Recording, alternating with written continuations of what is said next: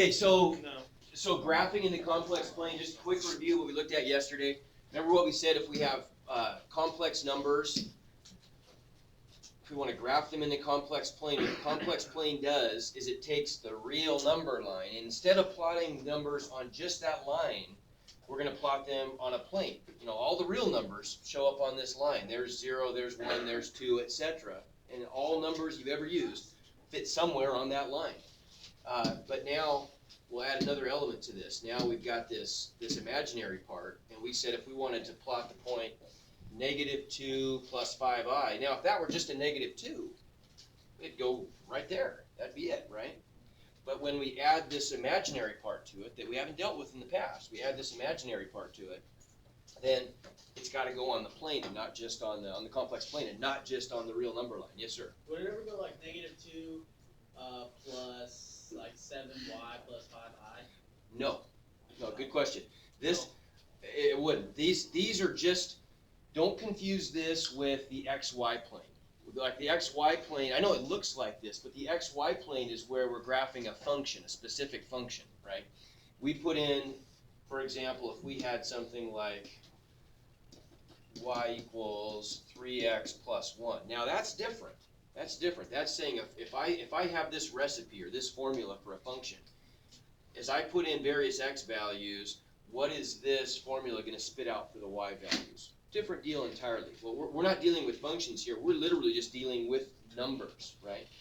This is analogous to the stuff you did back in grade school when you were making a number line and putting numbers on the number line, or in pre-algebra. Okay, you talked about different kinds of numbers, integers. You talked about whole numbers, counting numbers, etc. All of those go on this number line. That's it, right? Simple stuff. But when we start dealing with complex numbers instead of just real numbers, right? Complex numbers, remember, they're written like this. Z is usually the letter that we give for a complex number. Remember, they've got two parts to them. They've got the real part, which we're used to, and then they've got this imaginary part, which is new, right? And if we were talking about just the number -2, that's actually the complex number -2 plus 0i. But of course, we've never written the 0i part. We didn't even know it was there, right? But if we want to think of this as being a complex number, that 0i means that when I plot this thing, it's not going any place vertically. It's just going to be on that horizontal real axis, right? Make sense? Okay. So we've opened up the world of numbers now to include this whole plane of numbers that we didn't know anything about before. So, and we said that if we want to plot these points, I mean, this is kind of what we did yesterday. Remember, we said that the coordinates would just be on the complex plane. -2 is the real part, and then the imaginary part, we're going to go up 5 on the imaginary axis. So that's where that location of that point, and so on and so forth. And then more generally, we said if we have just some random point, we're not going to even specify. If I just have some random point, a plus bi, then what if it's there? Its coordinates are just going to be over a and up b, right? Whatever those numbers are. And if I want to find its modulus or its absolute value, the distance from the origin, which is important, a lot of the stuff that I'm going to show you starting today has a lot to do with how far it is from the origin on the complex plane. All we have to do is find that distance. And we said that was simple, right? The formula, being as we're always finding the distance from the origin, the distance formula ends up being a really, really simple thing. The distance from the origin is just the square root of a squared plus b squared. That always works for any complex number. That tells you exactly how far it is from the origin in the complex plane. Okay. Now that's an important thing, because think about if I were to graph just a regular old normal real number. If I graphed the number 11.3, how far is it from 0? Its value, right? 11.3. That's how far it is. Its absolute value tells you the distance. This is like saying the absolute value for a complex number, though, instead of just being a real number. Okay, how far, not just how far are we on this one line from 0, but now in this whole plane from 0. Okay? So that's what they mean. And then we started talking about,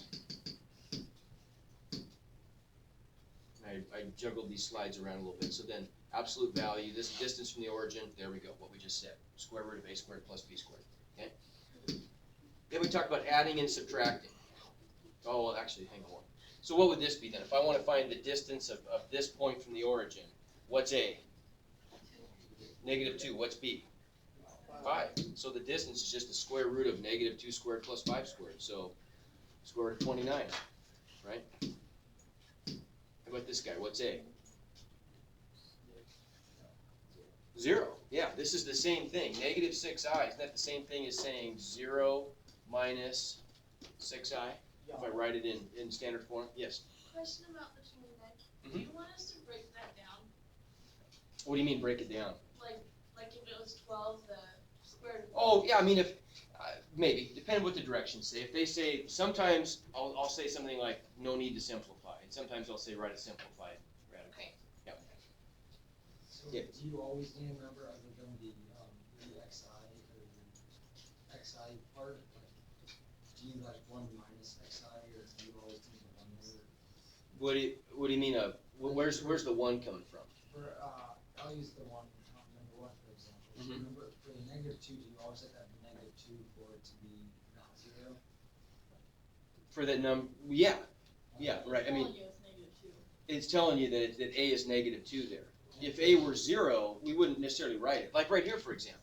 Here we got this complex number, negative 6i. Well, that's really, if I write that in the form a plus bi, a is 0, isn't it? Doesn't even show up.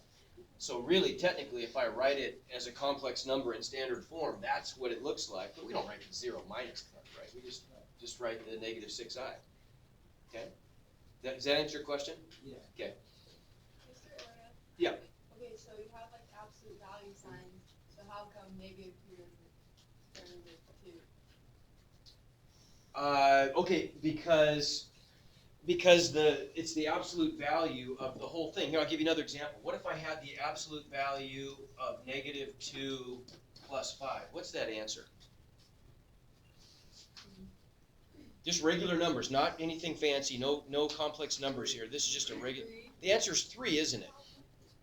Right, okay, but you understand, because the absolute value of -2 minus 5 is not equal to the absolute value of -2 plus the absolute value of 5. That's not how we do it. We're taking the absolute value of everything that's inside, right? So I've got to take everything that's inside and turn it into one number and then take the absolute value stuff, right? Does that make sense? Yeah. Now, here's another reason that you can, I don't want you just to believe me, I want you to see that this is something you already knew, because that's just order of operations.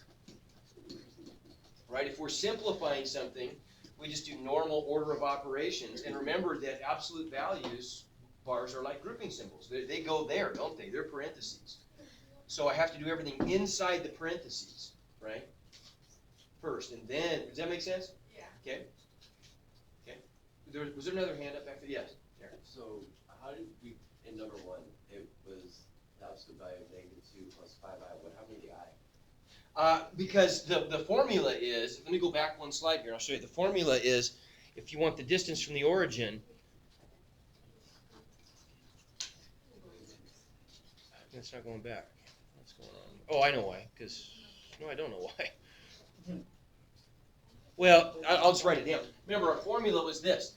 The absolute value, if we say something like this, the distance from the origin, the absolute value of a plus bi equals the square root of a squared plus b squared. We don't worry about the I, because that's not important. The coordinates on the complex plane of this point are at AB. Okay. Okay? Does that make sense? Yeah. Okay. All right, so if I do this one, then I'm just doing the square root of 0 squared plus -6 squared, which is what? Square root of 36, which is 6. Yeah. Okay. In fact, I could have taken a shortcut here. I could have said, well, I know that if I were to plot this thing in the complex plane, it would have been on the y-axis, right? Everybody agree? It would have been down 6 on the y-axis if I graphed it. It would have looked like this.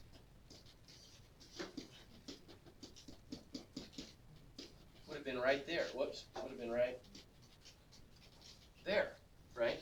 It's easy to count distances horizontally or vertically. It's when they're slanted that I gotta use the distance formula, right? If it's a vertical distance, so you could tell me right now, how far is that from the origin? 6, right? It's only when we get A's and B's in there that I've gotta use that square root thing, yep. For the A and B, do you do the Pythagorean theorem? That's all it is. The Pythagorean theorem and the distance formula are one and the same, no difference. Just a squared plus b squared equals c squared. Just depends how you write it, you know, they look different on paper, but they mean the same thing. If I draw the pictures, a distance, if that's the distance, and I call this x2 minus x1, and this y2 minus y1, I could just as easily call that a and b if I want to, and it's just the Pythagorean theorem, isn't it? Same thing. Yes, it's All right.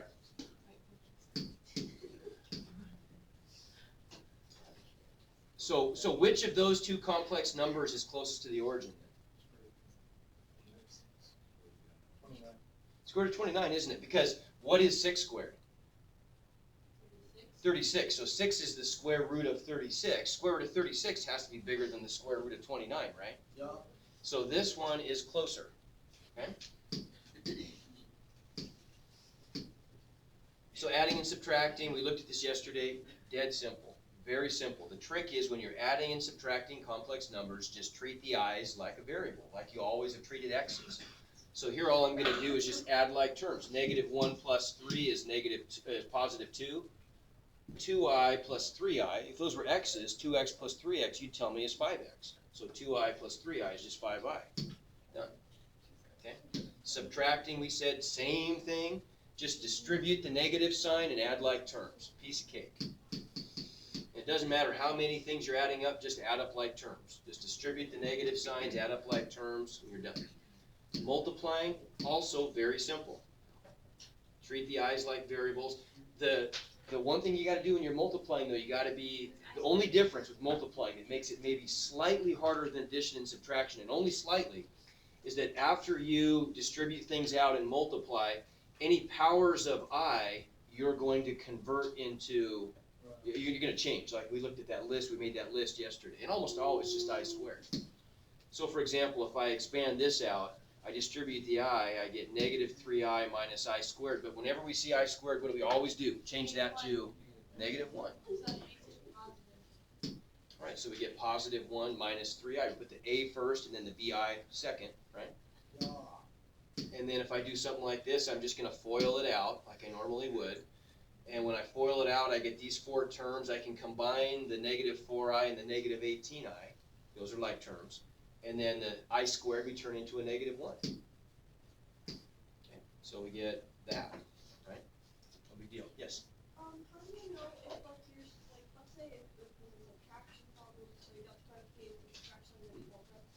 How do you know if it's not like multiplying by a subtract negative? Okay, so you're saying if I have something, I mean that could be with anything, not just complex numbers, right? If you're saying if I have something like say 2x minus 3 and I have a minus sign there, how do I know that I'm not multiplying by a negative?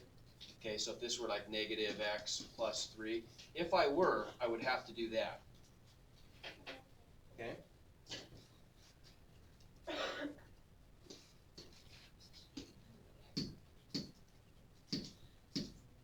Okay, dividing. So last step. Now dividing is the hardest of the operations, but even dividing isn't that bad.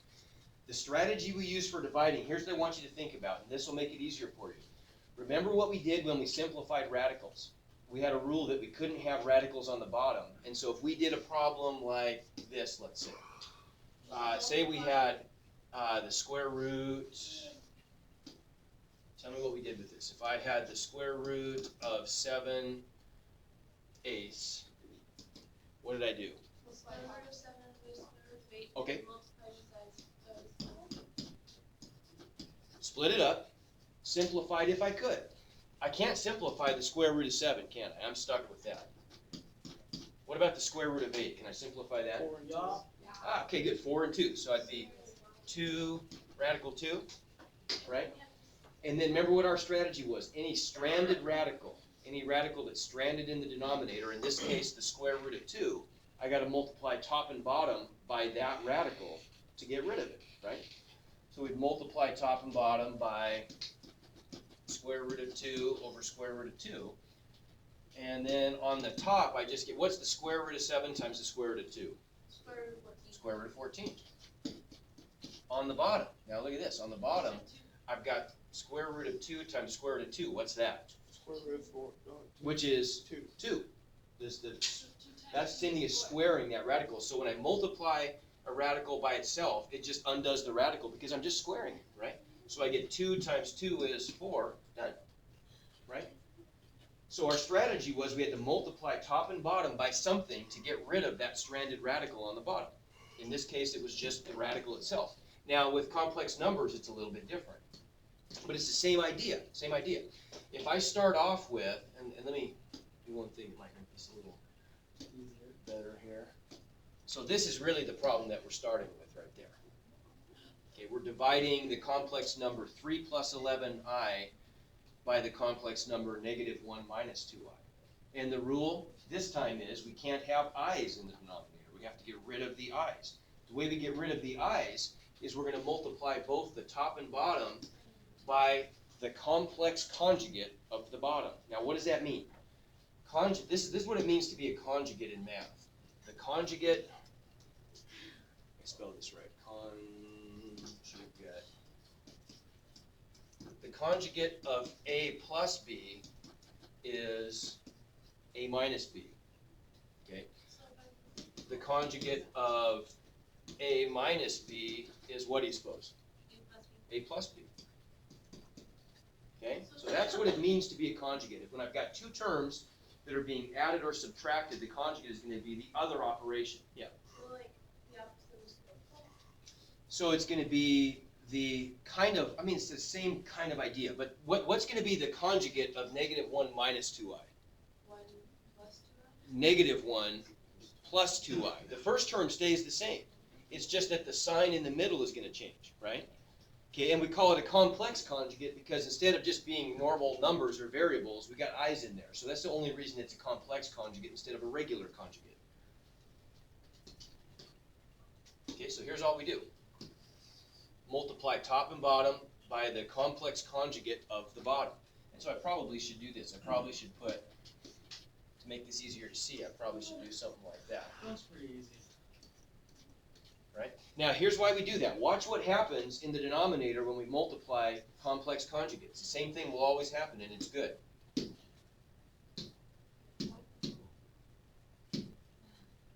Okay, when I FOIL this out, you know, negative 1 times negative 1 is 1. Negative 1 times positive 2i is negative 2i. Negative 2i times negative 1 is positive 2i. Look what happened to those terms. I always get like terms that cancel every time. So the negative 2i and the positive 2i cancel, and then I get negative 2i times positive 2i is negative 4i squared, right? So look at that, I get this I squared there, and what is I squared equal to? Yeah, so what's the result of that? All the i's went away from the denominator. These I terms cancel, and the one I that I do end up with is an I squared, which changes to a negative 1, right? On the top, I just get normal stuff going on. When I multiply out these complex numbers, when I FOIL them out, I get some I terms and a negative 3 in this case, and then an I squared term, and I'm going to change that to a negative 1. So on the top, I'm still going to have i's, but on the bottom, I won't. Right? On the bottom, I just get 1 minus 4 times negative 1, which is 1 plus 4. On the top, when I combine all the like terms, I just get that stuff. I can combine the negative 3 and the negative 22. And that's what I get on the top. On the bottom, I just get a real number. Lindsay, yeah, she's for later, I guess. Yes. And then what do you suppose I could do with this? What do you suppose I could do with that now? Now that I turned the bottom into a 5, yeah, I could just divide them, right? I could split these into two terms. Negative 25 over 5 is just negative 5. Negative 5 over 5 is negative 1, so it just becomes that, right? But what if it didn't? What if that had been a 7 on the bottom? Then I would have had negative 25 sevenths minus 5 sevenths I. That would have been my answer. Okay? Get the idea? Sort of, kind of, maybe? Okay. Okay, so here's what I want to do now. I want to, Show us Uh, a movie. I'm gonna start a movie. Cartoon. Not a cartoon. Sorry. Come on. That teaches us math. Scooby-Doo.